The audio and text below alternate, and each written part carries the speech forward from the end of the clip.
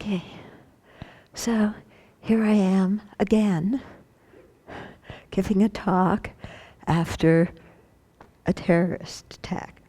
So this is getting to be regular business, isn't it? I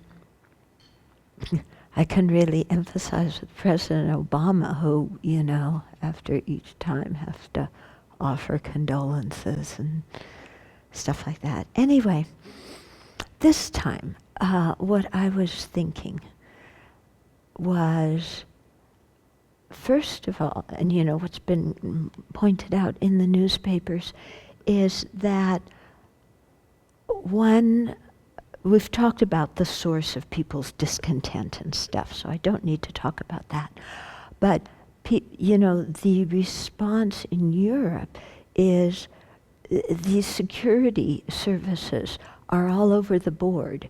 They all have their own files, their own networks, their own lists of people that they don't always share with each other, which puts the whole European Union in danger because one person has a list about people who are suspicious, but those people live in another country, and so the police in that country don't know to keep an eye on them or whatever's going on. So the paper was saying, how whenever you have, well, I'm making the generalization up, but whenever you have groups of people doing the same thing or similar things, they compete with each other. So here you have all these different security, what do you call them, offices? Agencies, yeah, security agencies, who are doing very similar things, who are interested in the same things, who have the same goal of preserving life of the people in Europe, but then they don't cooperate with each other and share information. And I was thinking, I'm not saying this to point the finger at them, but how much do we do that? Yeah, when we have a certain responsibility or a certain position, how much do we keep information to ourselves and not share it with others?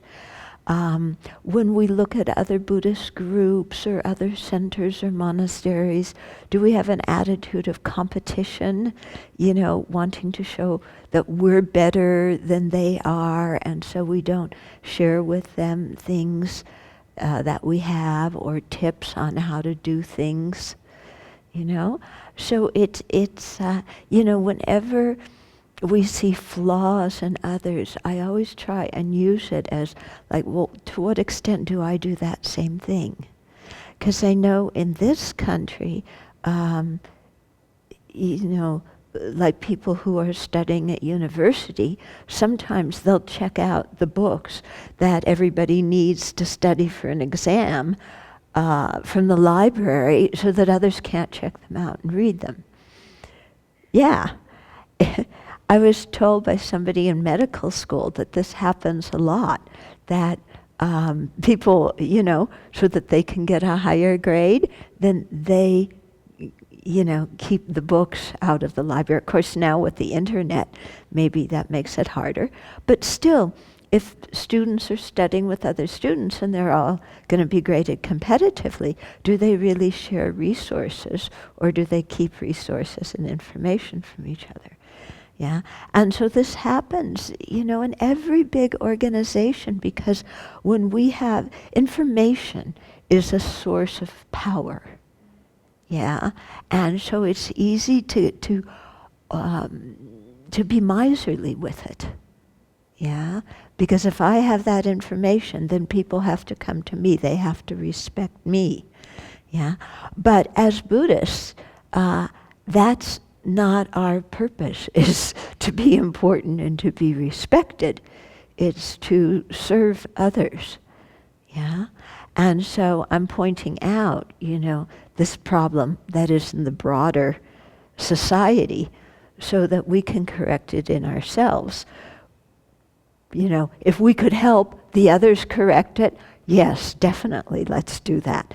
But in the absence of being able to do that, although maybe somebody who works in security agencies will listen to this BBC, or in your own office place, or in your own factory, or wherever you work, to cooperate with other people and share things with them. Okay, so that's one thing that I've been thinking about. Then another thing that I've noticed is they had a moment of silence, all over Europe in different groups, in remembrance of the people who died yesterday. And it was very interesting because on the videos, like they would have all the politicians or the royalty or whoever it is, they're all lined up. And they're all standing there silently with their eyes open, just like this. And it made me realize these people don't know what to do with their minds in a moment of silence. Because, whenever I've been places where we've had a moment of silence, immediately the mind goes inside. And if it's, it's usually a moment of silence and remembrance for people who have died. And, to make prayers for their good rebirth, to make prayers for the perpetrators of the hostilities, to, send out loving kindness to all the sentient beings. Immediately the mind goes there in a moment of silence. And here are all these people, they didn't know what to do. Standing there like this, some of them looking around, clearly feeling uncomfortable. Once in a while, somebody like this, who's being thoughtful. So it really made me see, wow, in our society, people, they don't know what to do with their minds and how to deal with things. That was another thought. Then, one of our dear presidential candidates, not DT, the one that we're supposed to trust, his banner is trusted, trusted. So, this dear presidential candidate said that now the police should, I wanted to use the exact words that he said. Where was it?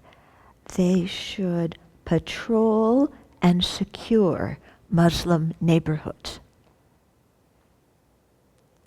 Yeah? Patrol and secure Muslim neighborhoods. This is really beginning to sound like Nazi Germany to me. What I was delighted to see was the New York City police chief gave said to give a news whatever, with Bill de Blasio standing behind him, who, by the way, is our friend's brother. But I'll tell you who after this. But and so Bill de Blasio was standing there nodding. But Branton said that, Cruz was totally out of place saying that because, first of all, it's disrespectful to these people who are U.S. citizens. Second of all, they're the people who help the most to find the terrorists, who give the most information about what's going on and who report people. And he came out so strongly. He said that he had several hundred Muslim police officers, in the NYPD, and that many of them had been soldiers before, deployed overseas, and then, risking their lives overseas, then coming and risking their lives in the police department. And he felt that a presidential candidate was totally out of place in disparaging these people and their patriotism. And de Blasio's going like this, and I'm going like this. It's nice to hear somebody actually speak out publicly against this in a very forceful voice, and we need to do that in all of our dealings with other people. Yeah, that it's so unfair to, we just got done talking about friend, enemy, and stranger, yeah, and how our putting people in categories is just our own personal preference, and how it's generalizing and stereotyping people and giving rise to all sorts of false emotions. And this is exactly what it is. And so, any kind of stereotyping like this is so dangerous, so incredibly dangerous. And it reflects on our wish to find an external source of our problems to blame it on. Instead of saying, as a Buddhist we would, that our karma in previous lives played a factor in this, but also our attitudes in this life, our actions in this life. I was thinking of how afraid people in Brussels and before that Paris were. But what's it like in Syria when American planes are going and bombing the towns? I think that must be more scary than what happened in Brussels. Yeah? So it's, yeah? So we really have to develop some kind of genuine empathy for the situation of other people and see what can we do to try and understand them. And this is one of the things that I work on that I find difficult, like what are your needs? What is it you're trying to say by those actions? Yeah? And to really try and understand that. In the case of the San Bernardino, that couple, those terrorists, that's the one I find most perplexing, because they hid it from their whole family. They had a baby. They had a baby. And yet they knew that they would be killed. So, and what did they think they were really going to accomplish by that? So I find that, to try and think of what is going on in other people's minds instead of just blaming, criticizing, lock them up, which doesn't do any good. Okay, then another thing I was thinking was that more than any time, our practice, our Dharma practice is really important, And they say when you hold precepts in degenerate times that the merit you create is much stronger. Excuse me. Is much stronger than, let's say, in the time of the Buddha, where, they still had the same afflictions, but maybe society was more peaceful. They didn't have the technology to kill each other that we had. They certainly had the anger, but, but that in degenerate times that keeping precepts creates more merit. Any kind of Dharma practice is so much more vital in this kind of society. Yeah? And so we have to really, in our own hearts, reaffirm the value of what we're doing and not in any way throw up our hands and give way to despair. Yeah? And to say, I don't know what's happening to this world, and stick our heads in the ground. Yeah? That doesn't do any good at all for ourselves or for others.